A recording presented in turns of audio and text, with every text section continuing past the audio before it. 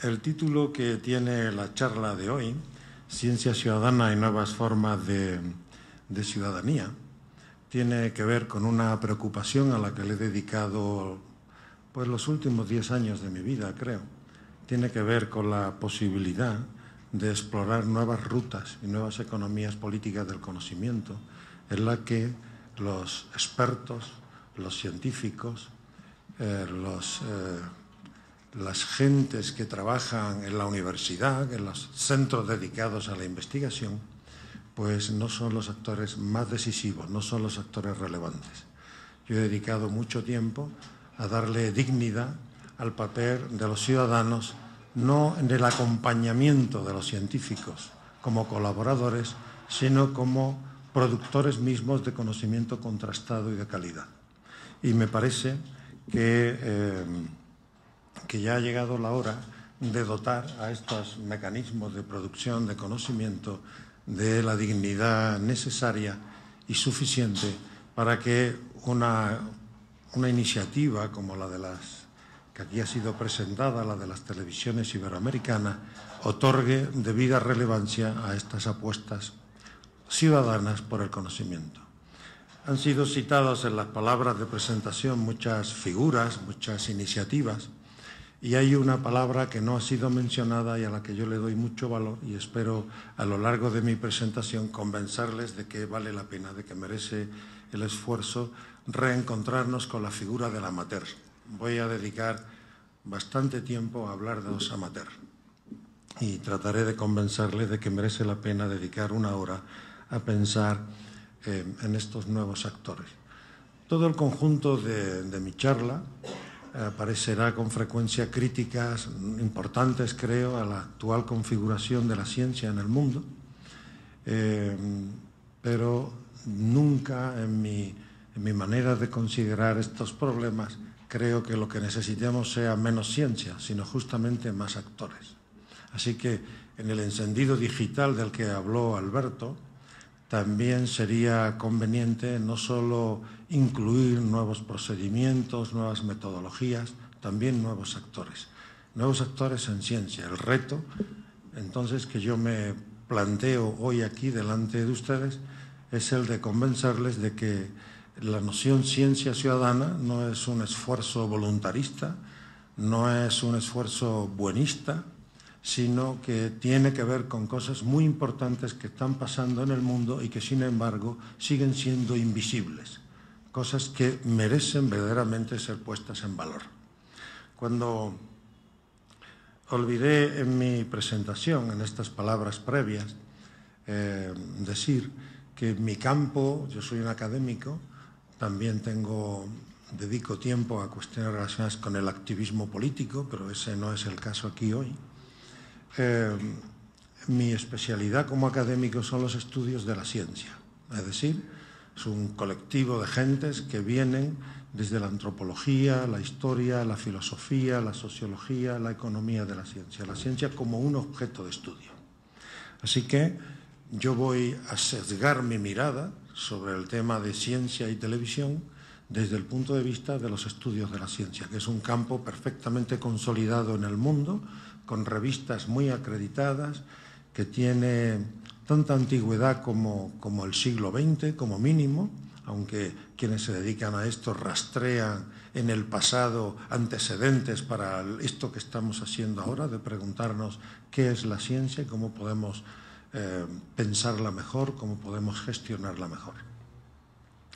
Así que les pido disculpas por el sesgo, pero es también lo que tiene de defecto, también tiene de virtud. En ese campo me muevo con más seguridad y luego en las preguntas también podré ser más eficiente en las respuestas.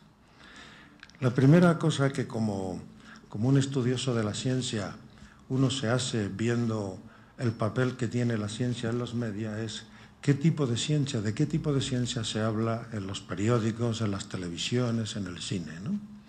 Y es un tipo de ciencia que tiene poco que ver con lo que los que nos dedicamos a estudiarla creemos que es la ciencia. No con lo que creen los que la practican, sino con lo que creen los que se dedican a estudiarla.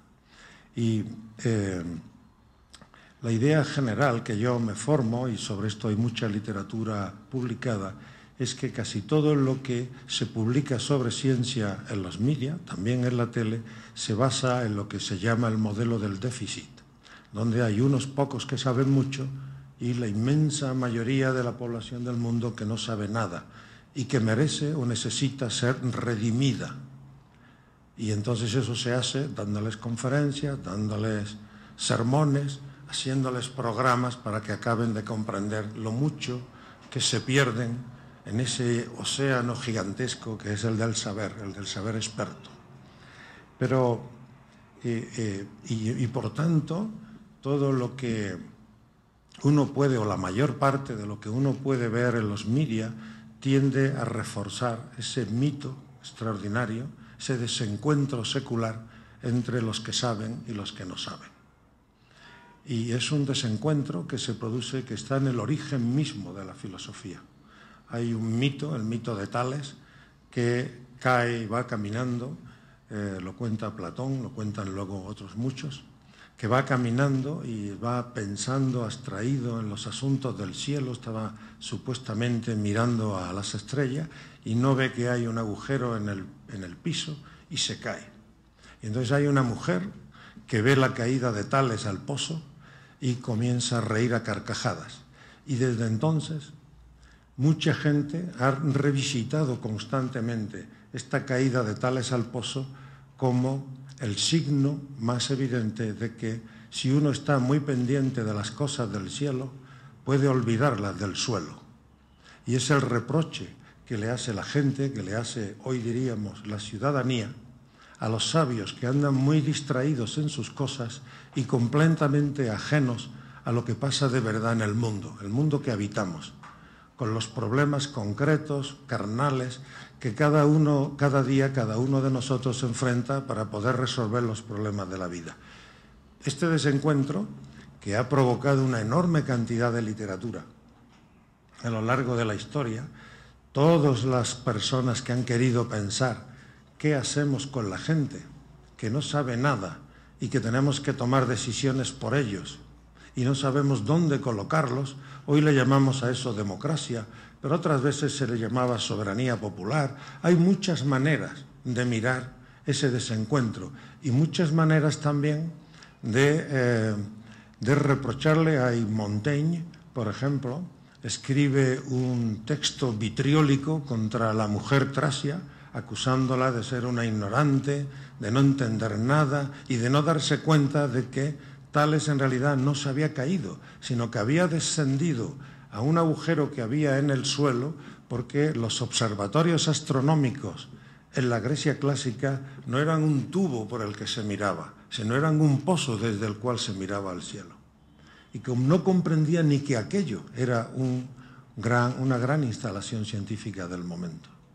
Pero hay Michel Serres, mucha gente ha escrito sobre esto, pero desde entonces, desde el origen mismo de la filosofía, queda inscrito en los imaginarios políticos de nuestra cultura que ese desencuentro probablemente sea irreversible, probablemente sea poco manejable o difícilmente manejable.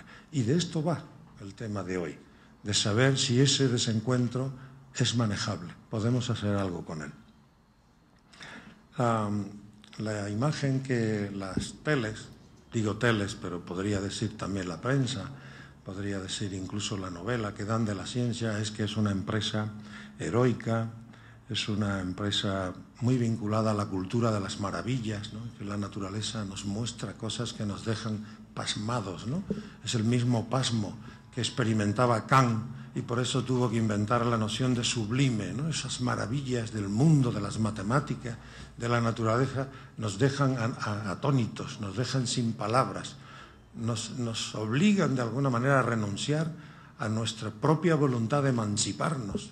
Delante de la verdad, delante de la belleza, los ciudadanos, la gente del común no tenemos nada que hacer ni que decir más que callarnos. Esta imagen de las maravillas es una empresa muy occidental, es una empresa blanca, es una empresa masculina. Tiene todos los defectos que hoy le atribuiríamos a un discurso que necesita ser superado. Un discurso que no deja de consolidar viejas asimetrías de las que queremos huir, de las que necesitamos huir si es que verdaderamente queremos un mundo algo más inclusivo. Si uno mira a qué es lo que dicen los estudios de la ciencia, el mundo al que yo pertenezco, sobre qué es la ciencia, desde hace aproximadamente una década se habla en mi mundo, en mi campo, un pequeño mundo, un mundo minúsculo y imperceptible, pero un mundo que también tiene su voz, que también tiene sus órganos de expresión, que también cree saber de lo que habla. Ese mundo se habla de una tercera ola de los estudios de la ciencia. Los estudios de la ciencia nacen principalmente después de la Segunda Guerra Mundial para afirmar que todavía en la ciencia hay valores que pueden ser trasladados al conjunto de la sociedad.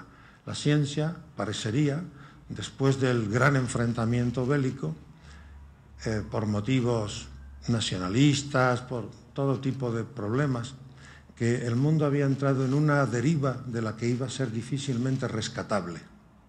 Y en cambio la ciencia seguía siendo una empresa cosmopolita, una empresa, digamos, universal, una empresa abierta, una empresa donde el papel de la crítica es imprescindible, y hay un sinfín de filósofos, de historiadores, de antropólogos que postulan, que ven en la ciencia la última esperanza a partir de la cual reconstruir nuestro mundo, un mundo arrebatado por las guerras, por los enfrentamientos, por los conflictos. Y así que hablar del qué y de cómo se organiza ese qué, los contenidos, digamos, más cómo la gente logra convicción acerca de si lo que se publica es o no cierto, esa era la primera ola de los estudios de la ciencia.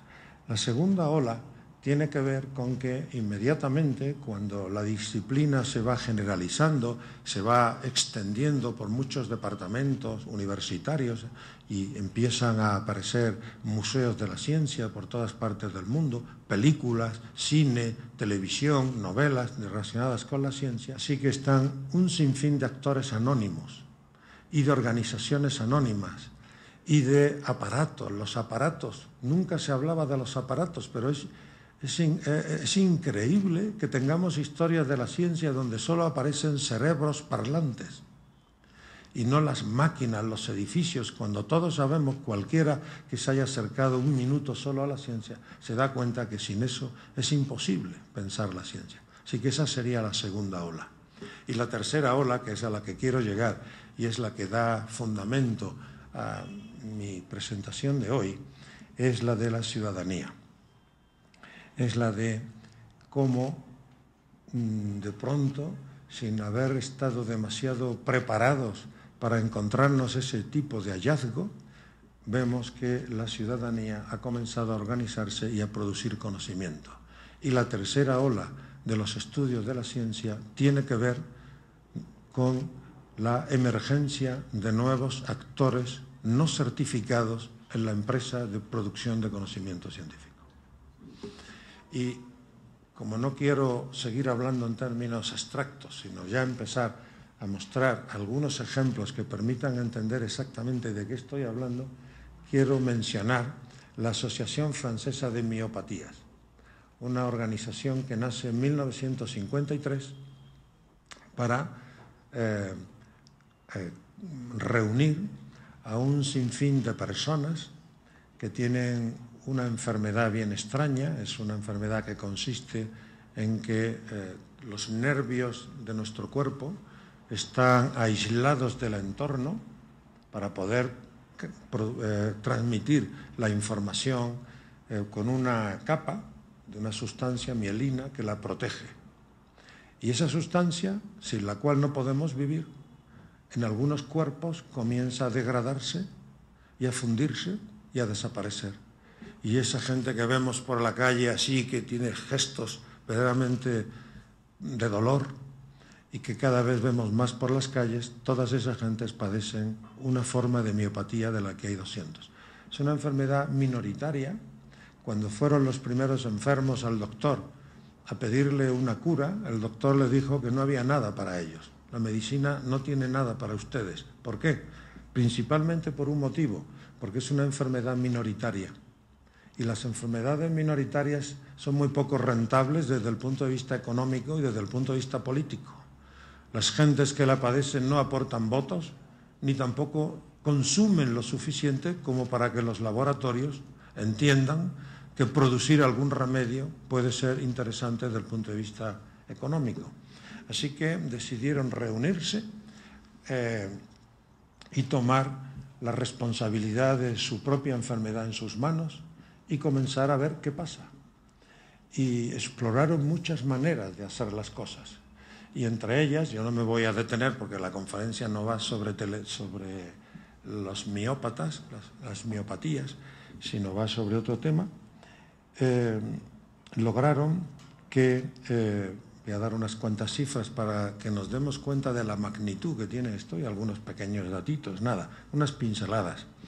Ellos usan para recabar recursos, usan el mecanismo este del teletón, que hemos visto en la tele algunas veces, ¿no? Que durante varios días está todo el tiempo pidiendo a la gente que aporte recursos para unos objetivos que están claramente definidos, invitan a artistas, a deportistas, a políticos, a gente famosa que va allí y pide dineros para la ciencia, para los miópatas. Y también utilizan a los propios enfermos que están demolidos por ese mal, los sacan allí y los muestran como si estuvieran mostrando pequeños monstruos que suscitan una enorme compasión y que pueden entonces atraer más recursos, ¿no? En el año 2006 obtuvieron 100 millones de euros en 3 días. 100 millones de euros en 3 días. Y otro dato que quiero dar, y con esto voy a pasar a una cosa más, es entre 1989 y 1999 el 71% de todo el dinero que invirtió Francia en investigación genómica lo aportó la Asociación Francesa de Miopatías, el 71%. Y más del 50% de todas las tesis doctorales que se hicieron fueron financiadas por la Asociación Francesa de Miopatías. Estos datos por sí mismos ya son relevantes, pero todavía quiero insistir en algún aspecto más del asunto. Hasta entonces, como las organizaciones de enfermos eran organizaciones que se llamaban Partner Organization, organizaciones que ayudaban, colaboraban con los médicos. La novedad, la relevancia de esta asociación de enfermos miópatas es que son ellos los que manejan el dinero y en el edificio donde tienen su sede, la planta noble la ocupan los enfermos. Y una de las cosas que les dicen a los científicos que quieren colaborar con ellos por un buen salario es que no están allí para producir papers, para publicar papers, están allí para buscar remedios para la cura de sus hijos. Y como ellos ponen su cuerpo sin el cual sería por completo imposible avanzar en el conocimiento de las miopatías, exigen la coproducción del diagnóstico, la coproducción de las terapias que se decidan y, en términos generales, del ensayo clínico en su conjunto. De manera que no son meros aportadores de datos, son también coproductores del conocimiento. Dejo aquí la cosa, esto tiene muchas ramificaciones, pero quiero ir avanzando en el argumento.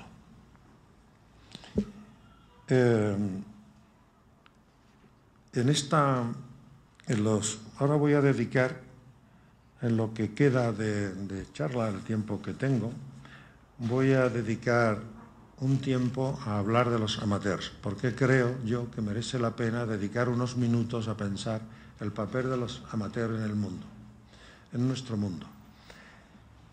Y luego voy a poner varios ejemplos que son en realidad historietas que, como la de la Asociación Francesa de Miopatías, muestran las muchas formas de hacerse presentes los amateurs o los activistas o los hackers en el mundo de la ciencia. Y con eso lo que espero es convencerles de que realmente estamos delante de un gran tema que por lo menos merece la atención de las televisiones, la ciencia ciudadana. Y luego voy a concluir al final.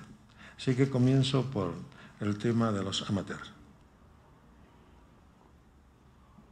Desde hace un tiempo a esta parte, cualquiera que esté un poco atento a las nociones de innovación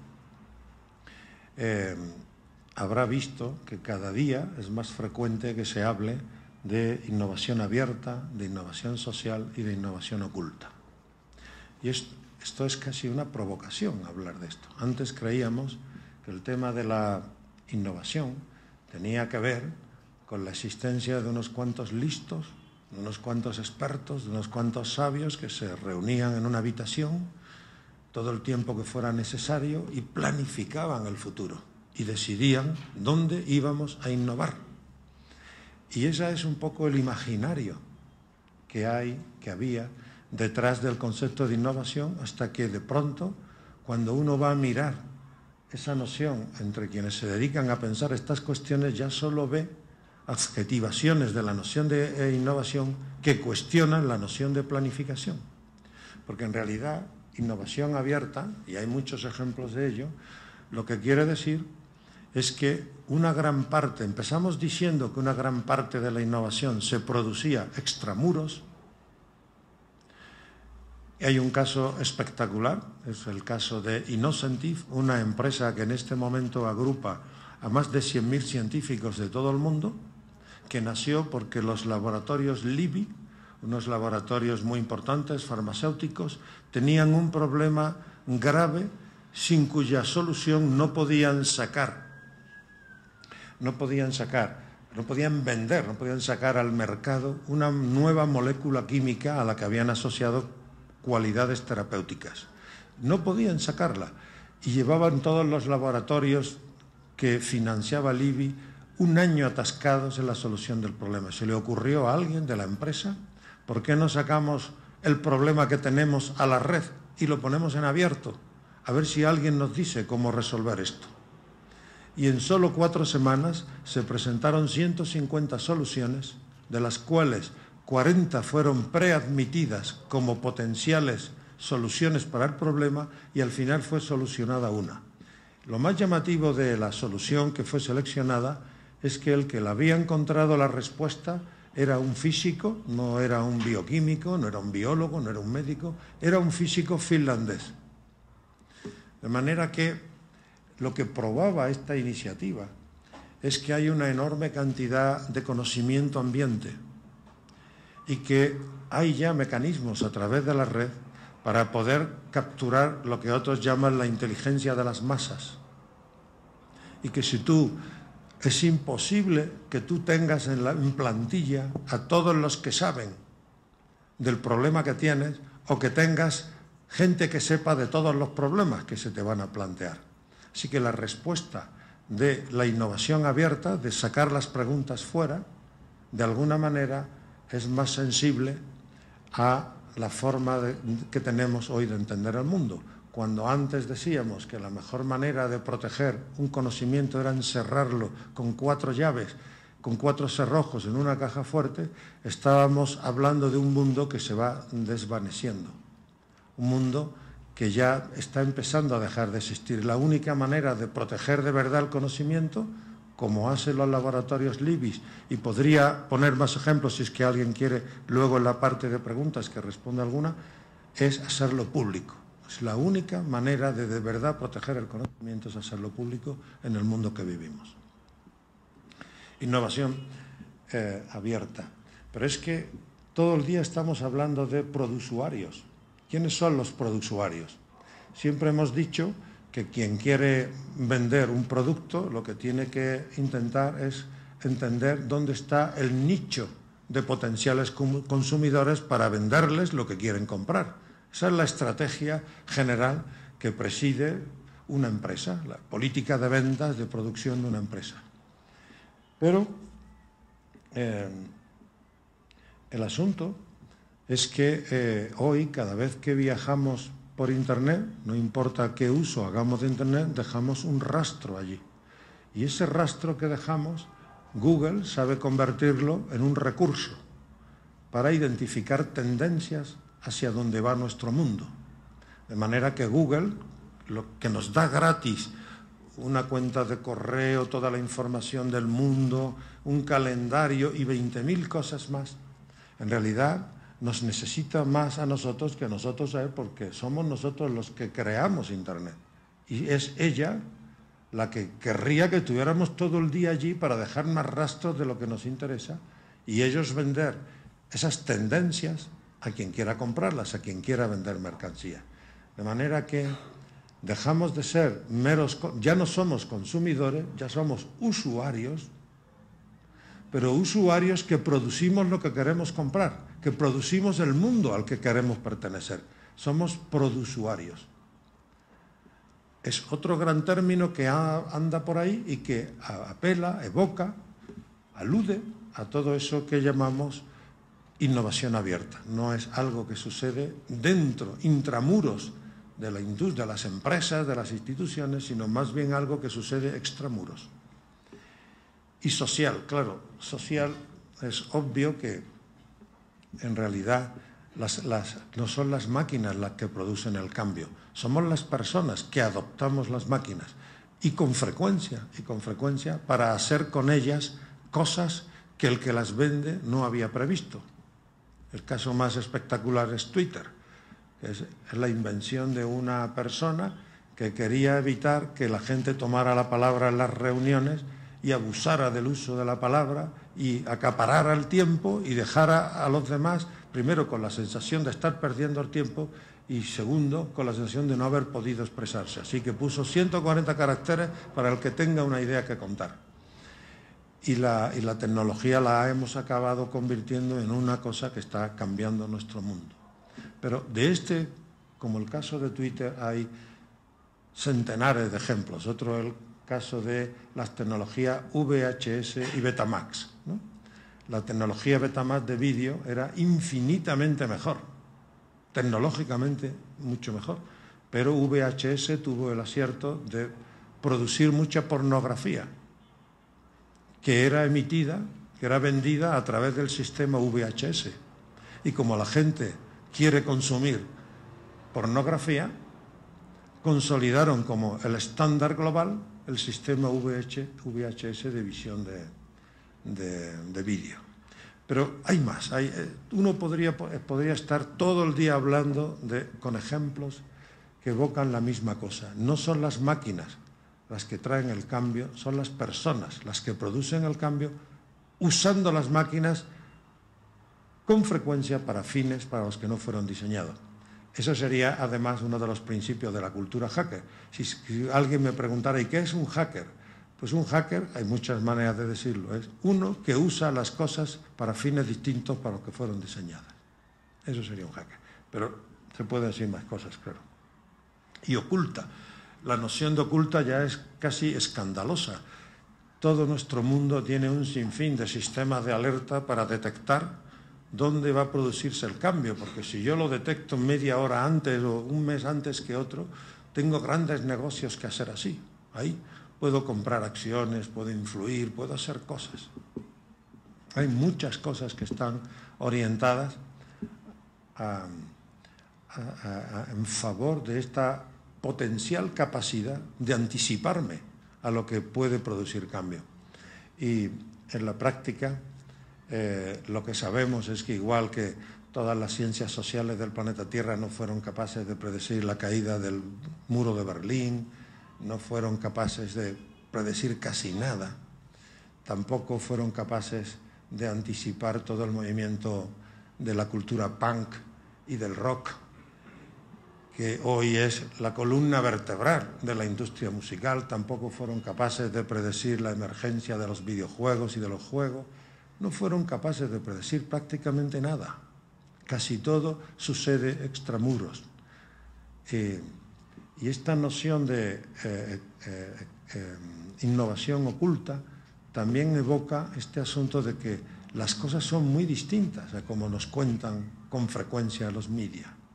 Hay actores y hay cosas que pasan por fuera y que no ven nuestros sistemas de detección, de innovación.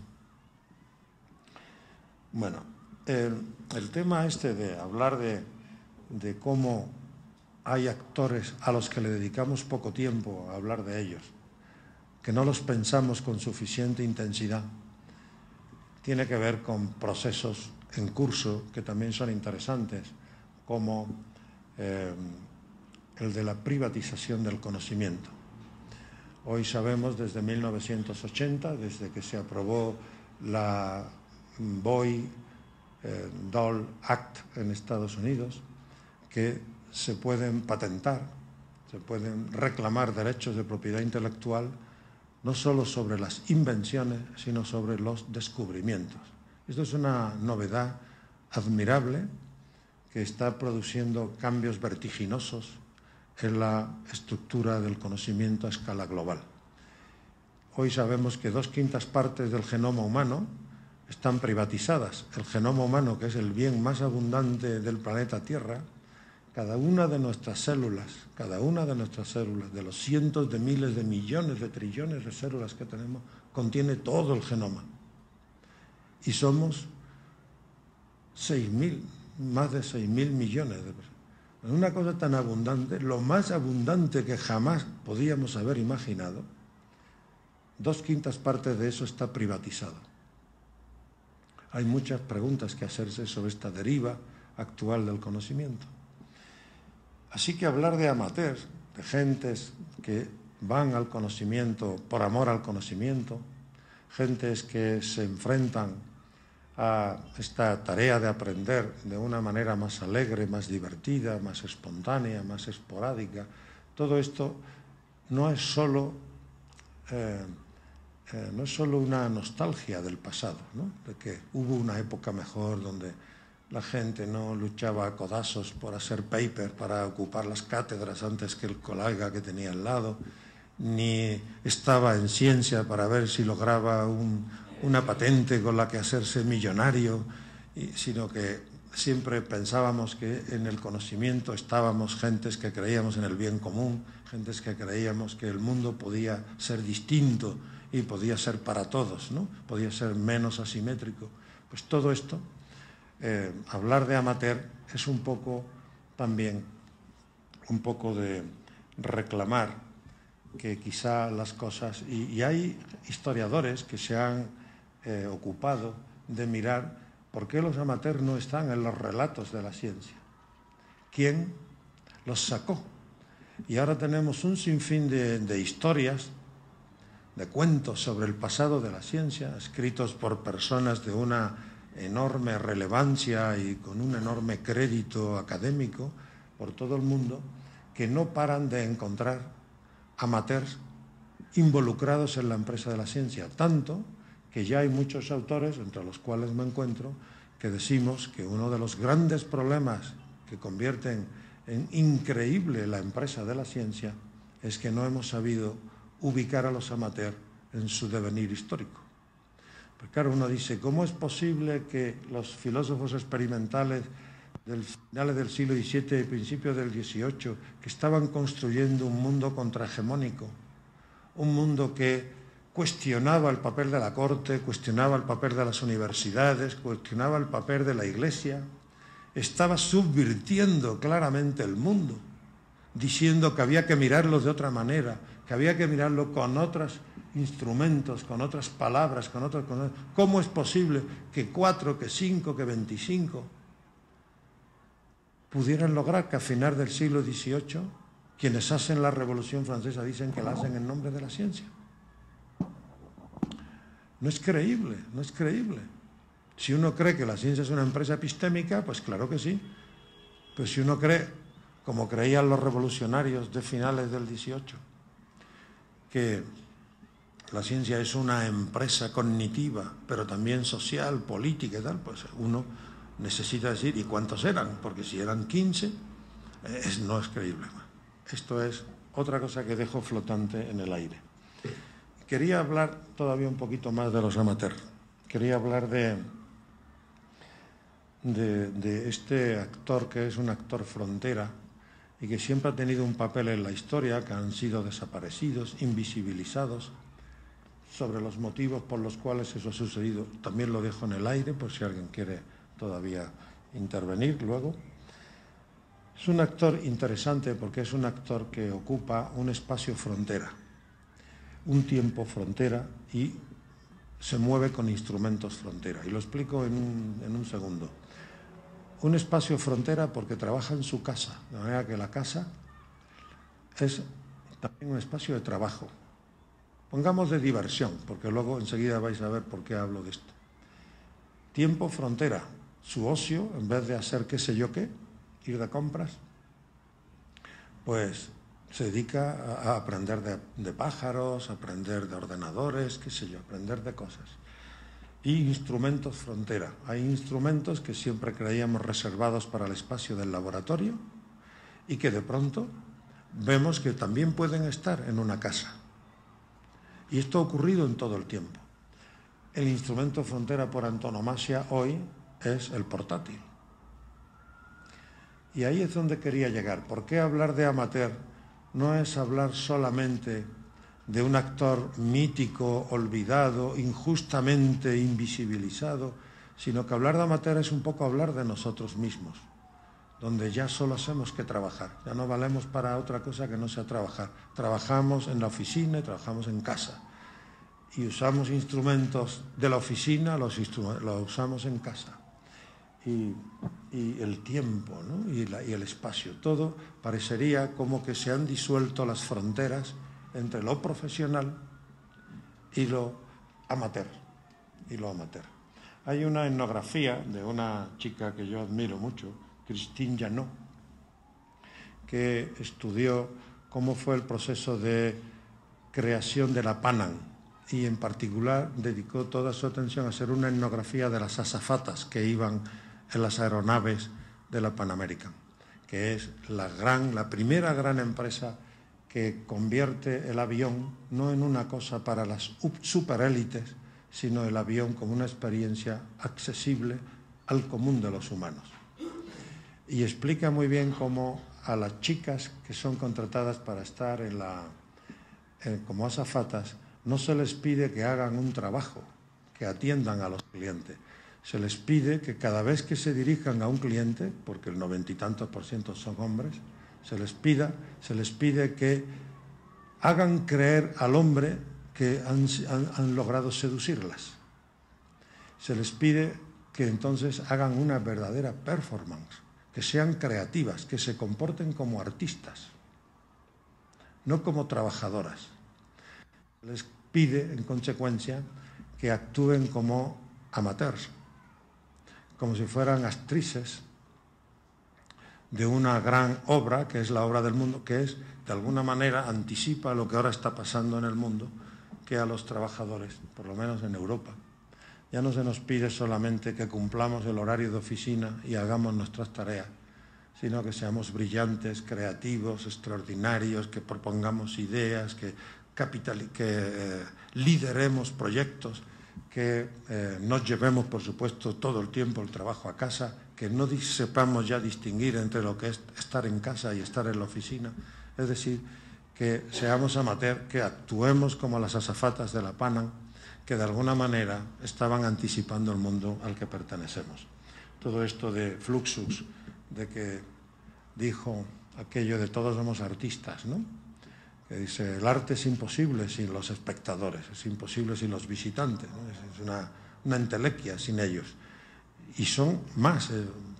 Este Joseph Du Bois actuó como portavoz del movimiento Fluxus cuando va y dice que en realidad todos somos artistas, porque todos creamos el arte por el mero hecho de acudir allí, de hablar de eso, de maravillarnos, de comentarlo con los amigos. Producimos, damos sentido a cosas que algunas veces es hasta muy difícil saber para qué y cómo y quién hizo aquello. Así que ahora quiero, después de haber esbozado por qué el mundo de lo amateur es un mundo que no solamente tiene que ver con el conocimiento, tiene también que ver con las nuevas economías del trabajo en el mundo que vivimos. Quiero ahora contar unas cuantas experiencias de producción de conocimiento científico amateur, o activista o hacker, que son 3 itinerarios diferentes de estar en ciencia, desde el punto de vista de la ciudadanía. Y para hablar de ello cuando hablo de los amateurs, quiero hablar de dos proyectos que tienen en común que quienes participan ellos tienen formas de organización muy débiles, formas de organización frágiles, compromisos también muy débiles, ¿no? Esta forma ahora también nueva donde la fragilidad, la intermitencia, todo esto que antes considerábamos signos de falta de compromiso, de falta de conocimiento, de falta de interés. Ahora de pronto, en las nuevas economías del trabajo, estas formas intermitentes de estar en el mundo se consideran extremadamente valiosas y extremadamente productivas e interesantes, ¿no? Pues voy a hablar de 2 proyectos interesantes que seguro que habéis oído hablar, la mayoría, el proyecto SETI y el proyecto Foldit. El proyecto SETI nació como una iniciativa muy sexy, porque consistía en preguntarse si habría vida extraterrestre. Entonces tenemos un gran telescopio que está todo el tiempo tirando fotografías del cielo. Bueno, mirar el espacio con un telescopio es en realidad tirar fotografías del cielo, coger información, ¿no?, de allí. Luz que no produce fotos en el sentido, digamos, de lo que hacemos con nuestras cámaras de fotos, pero desde el punto de vista de la astronomía sí. Bueno, pues va tomando constantemente información sobre... ¿sí?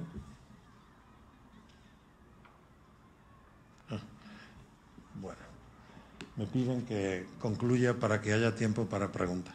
Entonces...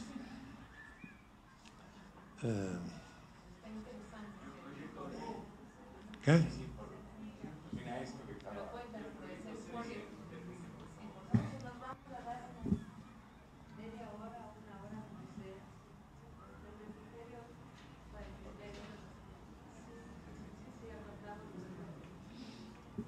Bueno, la cosa es que SETI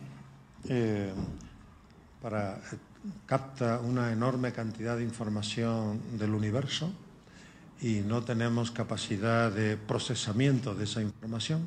Entonces alguien inventó un mecanismo verdaderamente extraordinario según el cual cualquier ciudadano del mundo puede sumarse al proyecto SETI y en los tiempos muertos de computación de tu ordenador, es decir, cuando te llaman por teléfono mientras está tu ordenador encendido y te dedicas al teléfono y ahí estás consumiendo energía y capacidad de computación sin que pase nada, en ese momento se activa un protector de pantalla, muy bonito, que además da como prestigio tenerlo, y entonces en realidad lo que hace es que recibe un paquete de datos de un ordenador central, tu ordenador procesa esos datos y devuelve la respuesta. Y si todavía hay tiempo muerto, recibe otro y está todo el rato interactuando.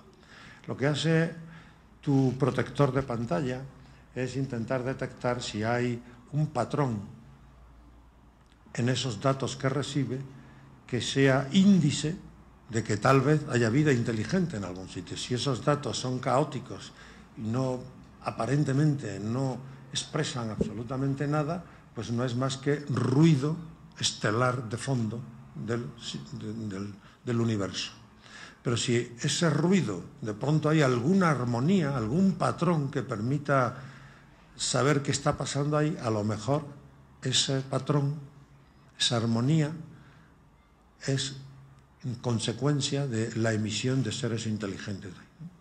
Bueno, el asunto a donde quería llegar, y ya tengo que terminar, es a que para hacer eso hay que poner conectados de forma distribuida un sinfín de ordenadores de todo el planeta que tienen una capacidad de computación de 500 teraflops y es el ordenador más grande que hay en el planeta Tierra. Los megaordenadores, estos que algunos centros de investigación o algunos países han logrado construir, tienen menos capacidad de computación que la que ofrecen los 2,8 millones de portátiles y PCs domésticos que los ciudadanos hemos puesto a trabajar para encontrar vida extraterrestre. Ese fue el inicio del proyecto. Hoy hay proyectos como el de búsqueda extraterrestre que están orientados al descubrimiento de remedios contra el SIDA y a las cosas más insospechadas que podáis imaginar, y todas conectadas con problemas reales, concretos que tenemos.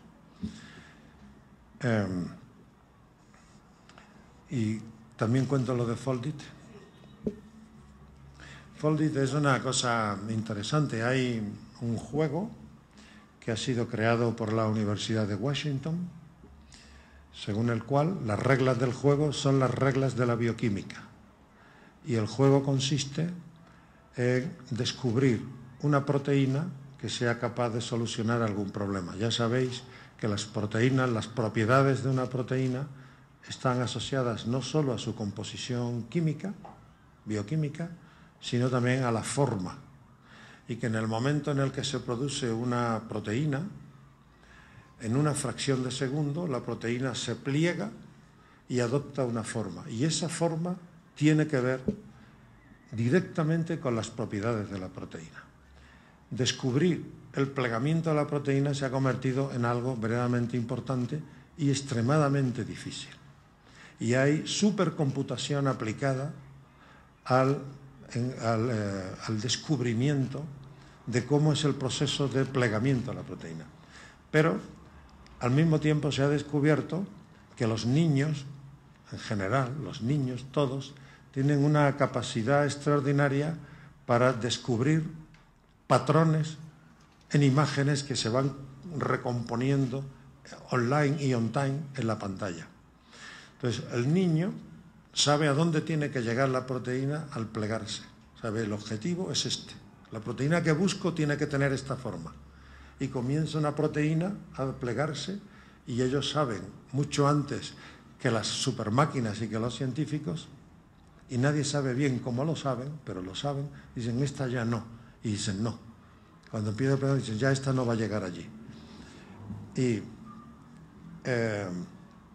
esto está muy estudiado, se sabe que esto es eficiente, que está produciendo conocimiento de calidad, tanto que hay mucha gente que ya se atreve a sospechar que próximamente podría haber un premio Nobel que fuera un niño que ha descubierto el remedio contra el SIDA, por ejemplo, porque ha descubierto cómo es el proceso de formación de la AMO. Lo interesante de los juegos no es que los juegos hablan de ciencia, que son el proyecto educativo que uno quiere asignarle a muchos juegos, sino que la ciencia habla el lenguaje de los juegos. Esta es la gran novedad que producen este tipo de experimentos. Cómo hacer que la ciencia hable el lenguaje del juego. Hablar el lenguaje de los juegos tiene también el riesgo de poner a los niños a trabajar con 5 años. Ya no solo los papás estamos precarizados y todo el tiempo trabajando y no servimos más que para trabajar, sino que ahora queremos también poner a trabajar a nuestros hijos. Pero en fin, en cualquier caso, es interesante que si los juegos, si en vez de que los juegos hablen sobre ciencia, la ciencia hable el lenguaje de los juegos, puede incorporar una enorme cantidad de talento que hay en el mundo, en el ambiente, como pasaba con Innocentis, que podría ponerse al servicio de esto. Me quedé por contar algunas cosas interesantes. Solo voy a contar dos si me lo permiten, así que voy a hacer 5 minutos más.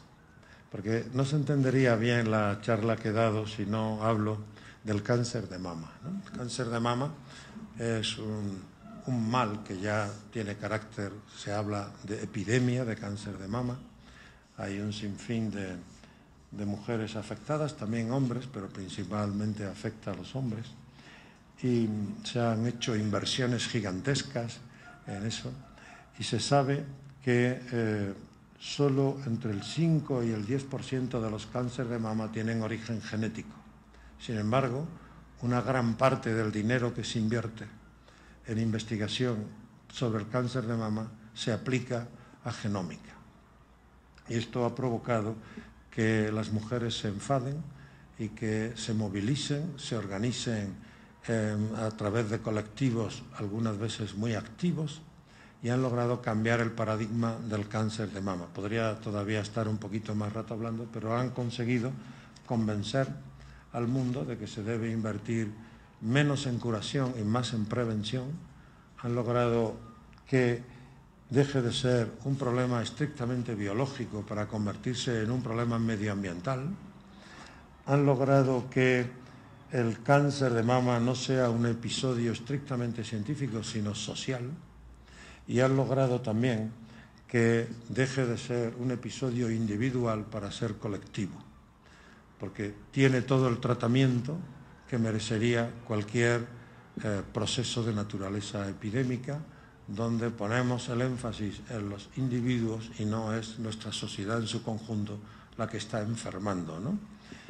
Esto del lema, uno de los lemas feministas más aguerridos y yo creo que más luminosos, ¿no?, de los muchos que han producido, esto de que lo individual también es político, ¿no?, como un episodio estrictamente personal adquiere la relevancia, las dimensiones de los gestos verdaderamente políticos. Que no todos los canales que los expertos quieren tratar de la misma manera, con los mismos protocolos, pueden ser tratados de la misma forma, porque son distintos. Y este caso, que ya me detengo aquí porque me han pedido que me calle, pues lo voy a hacer con gusto, demuestra cómo el conocimiento local suele ser sistemáticamente atropellado por el conocimiento experto, por el conocimiento, digamos, que antes llamábamos positivista, que es una palabra que ya nadie sabe bien lo que quiere decir, pero que todavía usamos para describir a personas que están demasiado obsesionados con la tarea de extraer datos y poco sensibles a la tarea de dialogar con los actores concretos de un territorio, ¿no? Son muy expertos en el tratamiento de datos y poco sensibles a tradiciones que tienen que ver con el cuidado de eso que fue declarado biodiverso y patrimonio de Inglaterra y, sin embargo, quieren excluir de su conservación a los que lo habían preservado durante siglos, lo que es una contradicción extrema, ¿no? Así que una conclusión, y ya de verdad termino, dos conclusiones. Una, John Dewey fue el primero que lamentó que habláramos de lo público y no de los públicos. John Dewey dice: lo público es una mera abstracción, nadie ha visto nunca al público, como también dijo Joseph de Maistre, nadie ha visto nunca a un ciudadano, eso es un constructo que hacen los políticos para ocultar las muchas tensiones que tiene nuestro mundo. Igual que lo público, hay que hablar de públicos. ¿Y quiénes son los públicos? Los públicos son gentes que se movilizan y se hacen visibles. Y entonces los públicos, cuando se hacen visibles y logran interactuar con el Estado, de alguna manera ensanchan el espacio público, de alguna manera el Estado entonces es una emergencia a partir de los públicos, nace de abajo arriba.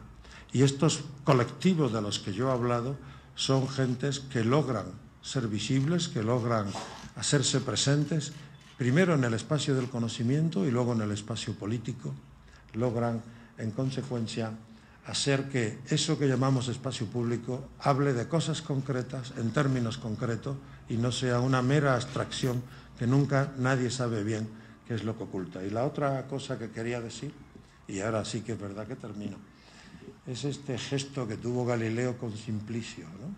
Galileo, para dotar a la empresa de la ciencia de todo el éxito que luego ha tenido, se tomó la libertad de destruir a Simplicio, uno que no entendía, uno que parecía una persona que le faltaban conocimientos, lo puso en la tesitura, en el diálogo sobre las dos nuevas ciencias, de aparecer como un verdadero imbécil, como un verdadero estúpido. esta cosa que los expertos llevan haciendo siglos, ¿no? De destruir al que no sabe, de ningunearlo, de hacerlo parecer un estúpido. Todo esto es algo que convierte en imposible la democracia, convierte en imposible el mundo al que queremos pertenecer, porque no es posible que queramos hacer un mundo donde el 99,9% sean estúpidos, sean simplicios, que están ahí, han venido al mundo para que Galileo se cebe con ellos y los destruya. Y nada más. Muchas gracias.